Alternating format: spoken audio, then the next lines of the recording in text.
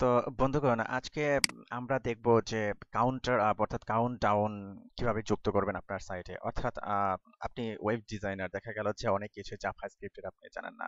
আচ্ছা, আমি স্বীকার করছি কেউ কেউ আপনি জাভা জানেন এবং জাভা স্ক্রিপ্টও জানেন, তো আপনার ডেভেলপ করে নিতে পারেন। তো অনেকেই দেখা যায় যে বিগিনার পর্যায়ে জাভা স্ক্রিপ্ট জানে না অথবা যে কেউই জানে না।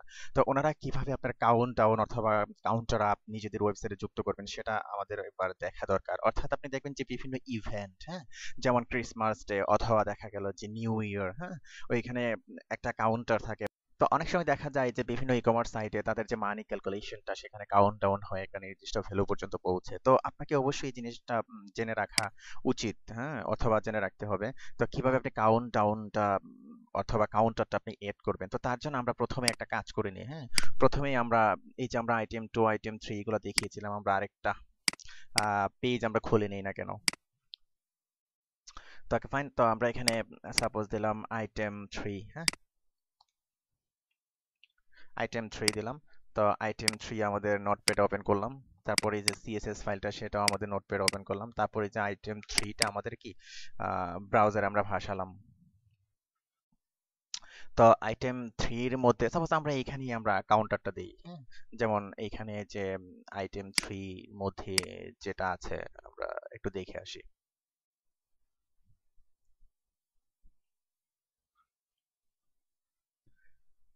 তো আইটেম 3 এর মধ্যে যে ইমেজটা ছিল, হ্যাঁ, আমরা এখানে কাউন্টারটা বসাবো। হ্যাঁ, আমরা এখানে কাউন্টারটা বসাবো, তাহলেই তো হয়ে যায়। সাপোজ আমরা এখানে আচ্ছা, আপাতত এরকমই থাক, আমরা এখানে কাউন্টারটা বসাবো। তো একটা রেলুর দিয়ে দেখি কি অবস্থা। আচ্ছা, এখানে আমরা কাউন্টারটা বসাবো। ওকে, ফাইন। তো তার জন্য প্রথম আপনি গুগলে যাবেন, গুগলকে আপনি সার্চ করবেন, হ্যাঁ, আপনি কাউন্টার আপ লিখে সার্চ করবেন। সার্চ করলে আপনার এই ধরনের একটা লিংক আসবে, getup.com/bifental/counterup, অথবা আরো অনেক আছে, যে করে কাউন্টার আপ, এই যে কাউন্টার আপ অনেক আছে, আপনারা এগুলো ইউজ করে দেখবেন। জাস্ট আমি আপনাদেরকে একটা ইউজ করে দেখাচ্ছি, একটা জানলে আপনার বাকিগুলো পারবেন। তো এখানে ক্লিক করার পর আপনি এই লিংকে যাবেন, হ্যাঁ, এই যে কাউন্টার আপ যেটা লিংকে আছে। আর কি ধরনের কাউন্টার আপ হবে আমরা একটু ডেমো দেখে আসি। এই যে ডেমো, হ্যাঁ, আমরা ডেমোটা দেখে আসি কি ধরনের কাউন্টার আপ হচ্ছে, অর্থাৎ কাউন্ট ডাউন অথবা কাউন্টার আপ কি ধরনের হচ্ছে। তো এই যে দেখুন, হ্যাঁ, একটা নির্দিষ্ট ভ্যালু পর্যন্ত সে থেমে গেল। হ্যাঁ, নির্দিষ্ট ভ্যালু পর্যন্ত আপনি দিয়ে দিলেন, থেমে গেল। এই যে এখানে ডলার হিসাব অর্থাৎ ক্যালকুলেশন গুলো আপনি যেভাবে উপস্থাপন করবেন আপনার আহ, দেখা গেল যে আপনার ই কমার্স সাইটে, হ্যাঁ, বিভিন্ন মাথা যখন আপনি বিভিন্ন বিষয় নিয়ে যখন আপনি মাথা খাটাবেন যে কিভাবে জিনিসটা আরো আকর্ষণীয় করা যায়। তো এটা আপনি কিভাবে ইউজ করবেন, তো প্রথমে যে কাজটি করবেন এখান থেকে এই যে ডাউনলোড জিপ, হ্যাঁ, এখানে ক্লিক করে আপনি ডাউনলোড করে নেবেন। ওকে, ডাউনলোড করে নেবেন এখানে ক্লিক করে। আমি অ্যাকচুয়ালি ডাউনলোড করে নিয়েছি। হ্যাঁ, ডাউনলোড করে দেখা গেল যে আমি আমার ফোল্ডার, একটা কাউন্টার ফোল্ডারে নিয়ে এসেছি। তো এখানে আপনি এই যে কাউন্টার আপ মাস্টার এটা আনজিপ করবেন। আনজিপ করলে এই যে এরকম আসবে, যেমন আমাদের যে ডেমোটা, যেটা এই যে ডেমোটা আমরা যেটা ডাউনলোড করেছি, হ্যাঁ, এই যে এই ডেমোটা, এটা ধরেন একটা ভ্যালু আমরা আমাদের ওয়েবসাইটে যুক্ত করব। তো কিভাবে যুক্ত করব তার জন্য অনেক কিছু এখানে দেয়া আছে। এই যে আপনি এখানে কিভাবে কল করবেন, এই যে ইয়েগুলা কিভাবে, স্ক্রিপ্ট গুলা কিভাবে নিয়ে আসবেন, হ্যাঁ। তো সাপোজ আপনি এখান থেকেও নিতে পারেন, যেমন আমরা এই যে স্ক্রিপ্টটা, হ্যাঁ, আমরা এই স্ক্রিপ্টটা নিলাম। স্ক্রিপ্টটা এখানে ওরা হেডে লোড করেছে, আমরা চাচ্ছি যে না, আমরা বডিতে লোড করি। হ্যাঁ, বডির ঠিক উপরে আমরা লোড করি, সবার নিচে থাক।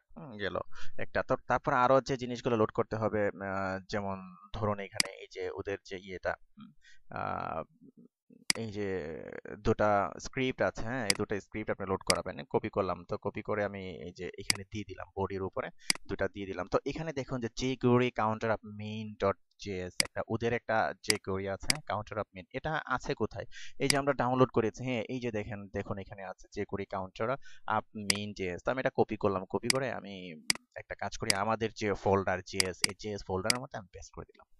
ওকে, তো জেএস ফোল্ডারের মধ্যে পেস্ট করে দেওয়ার পরেই যে আমি জেএস, এটা এখন জেএস ফাইলে আছে। তো আমি এখানে জাস্ট কি করব, আমি এখানে জেএস লিখে দেবো স্ল্যাশ দিয়ে, মানে এই ফোল্ডারের ভিতরে আছে।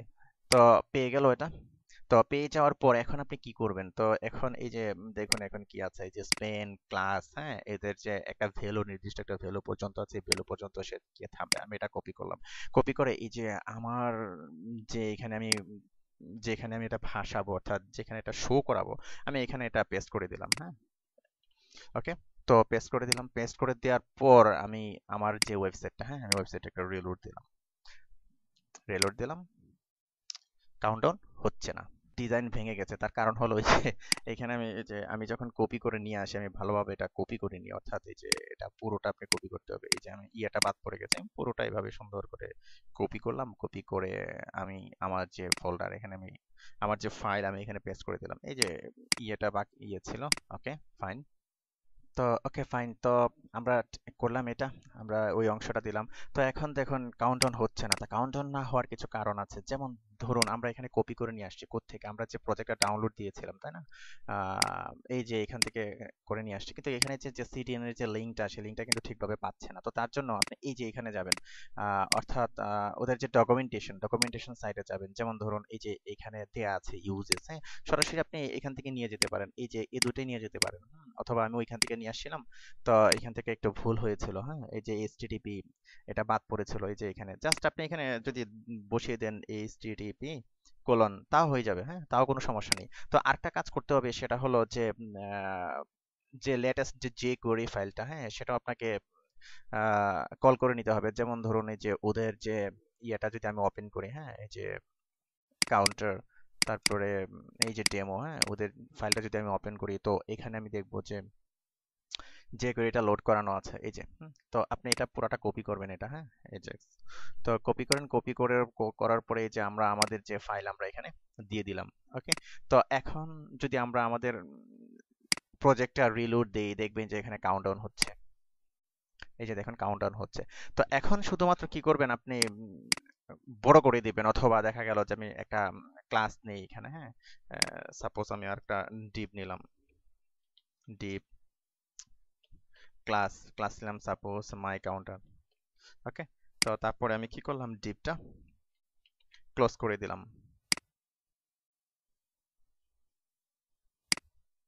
গেল। তো তারপরে সাপোজ ধরুন আমি এখানে কত পর্যন্ত কাউন্ট অন করতে চাচ্ছি, সাপোজ আমি কাউন্ট অন করতে চাচ্ছি, আমি ৬,০০০ পর্যন্ত কাউন্ট অন করতে চাচ্ছি। তো এই যে মাই কাউন্টার আমি এটা কপি করলাম, কপি করে আমার যে সিএসএস ফাইলে যে স্টাইল এটা সবার নিচে সাপোজ ধরুন আমি এখানে লিখলাম মাই কাউন্টার, সরি, কাউন্টার চলে আসছে, অর্থাৎ এই যে এটা কপি হয়ে গেছে, আমি মাই কাউন্টার কপি করব।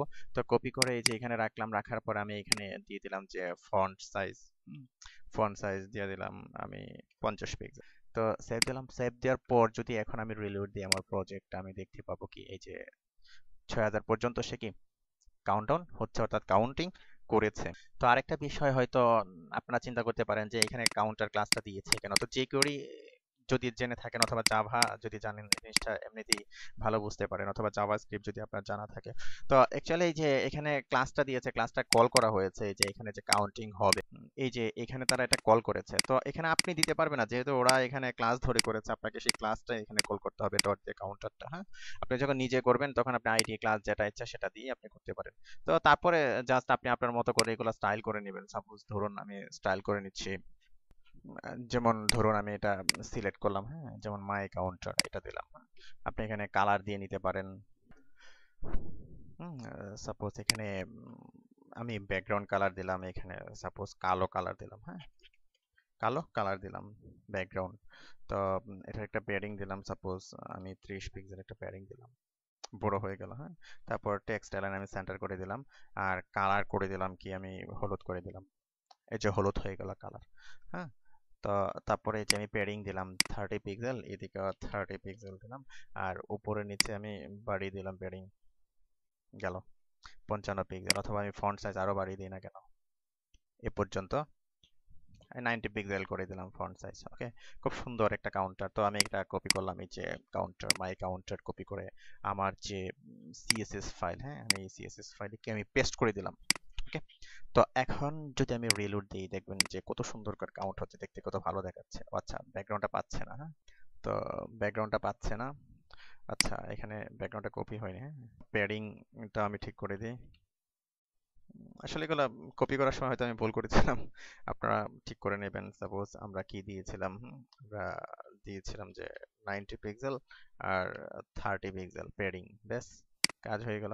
তো এই যে দেখুন কত সুন্দর করে কাউন্ট হচ্ছে, তাই না? তো এখানে আপনি ভ্যালু চেঞ্জ করে দিতে পারবেন, যেমন সাপোজ ধরুন আপনি 500 পর্যন্ত কাউন্ট করতে চাচ্ছেন, হ্যাঁ, 500 পর্যন্ত আপনি কাউন্ট করবেন, 80 করে দিই। তো তার জন্য আপনি এখানে জাস্ট আপনি 500 লিখে দিবেন, ওকে, 500 পর্যন্ত সে কি কাউন্ট করবে। তো রিলোড দিলাম। তো এই যে দেখুন 500 পর্যন্ত কি কাউন্ট হচ্ছে। অথবা দেখা গেল যে আপনি 50,000 বার পর্যন্ত কাউন্ট করবেন, বা এই ধরনের একটা ভ্যালু দিয়ে দিলেন, ওই পর্যন্ত সে কাউন্ট করবে। তো তারপরে এই যে আমাদের যে সাইটটা, তো তারপর আমি রিলোড দিলাম। এই যে দেখুন,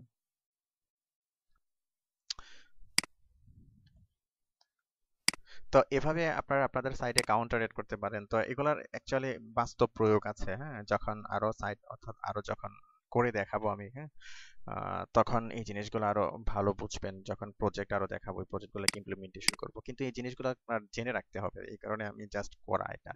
তো আমরা ব্যাকগ্রাউন্ড কালারটা এটার মতো করে দিই, এটা সুন্দর, যেহেতু এই সাইডের কালারটা এরকম। হুম। তো আপনাদের দেখানোর জন্য জাস্ট এটা করেছিলাম আর কি। তো এটা আমি এখন কালো করে দিতে পারি। আমরা হুম, সুন্দর। কাউন্টার তো উপরে নিচে আমরা ইয়েটা আর কমিয়ে দিই, এ পর্যন্ত করে দিই, 60 পিক্সেল করে দিই। সুন্দর। কপি করলাম, কপি করে আমরা আমাদের যে, তো তখন হয়তো কপি করতে আমি ভুল করেছিলাম, যার কারণে ব্যাকগ্রাউন্ড গুলো আসেনি। হ্যাঁ, তো যাই হোক, আপনারা হয়তো বুঝতে পেরেছেন। এটাই প্রধান জিনিস, হ্যাঁ, বুঝতে পারাটা, যে কিভাবে কাজগুলো করতে হয়। তো এই যে এইভাবে আপনার কাউন্টার এড করে আপনার কাউন্ট অন করবেন, অথবা কাউন্টার আপ এড করে আপনার ওই যে ই কমার্স সাইটে আপনারা কিভাবে অ্যাপ্লাই করবেন, এগুলা বিভিন্ন প্রজেক্টে আমরা দেখাবো। হ্যাঁ, তো আজকে এ পর্যন্তই। ধন্যবাদ।